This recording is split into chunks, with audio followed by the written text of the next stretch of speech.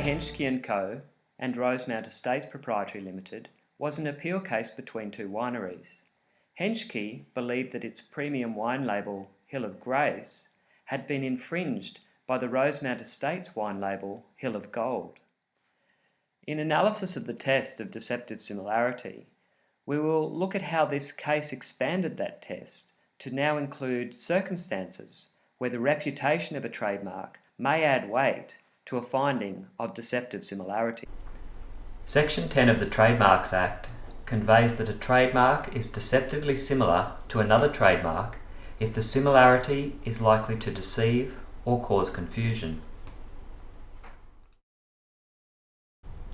In the Henschke case, the court initially applied the earlier precedents of Australian Woolen Mills Limited and F.S. Walton and Company Limited, and Shell Company of Australia Limited and Esso Standard Oil Australia, to state that the common law test for deceptive similarity is that trademarks are not to be compared side by side, and the comparison is between, on one hand, the impression based on the recollection of the plaintiff's mark that persons of ordinary intelligence and memory would have, and on the other hand, the impression that such persons would get from the defendant's mark.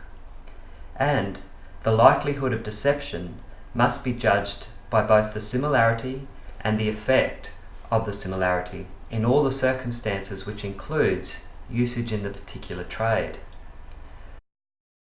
In applying the test to the Henschke facts, the judgment outlined that the term all the circumstances would include the common incorporation of topographical and geographical references into wine labels, and the characteristics of the wine consumer, which would form two categories.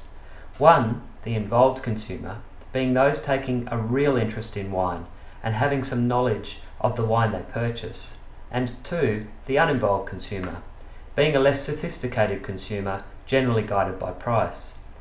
It is this category which would most likely be deceived. And the final factor was the way wine is marketed, including restaurant wine lists. In the absence of previous authority, the judges considered how the reputation of a trademark may influence a finding of deceptive similarity under Section 120, subsection 1 of the Trademarks Act.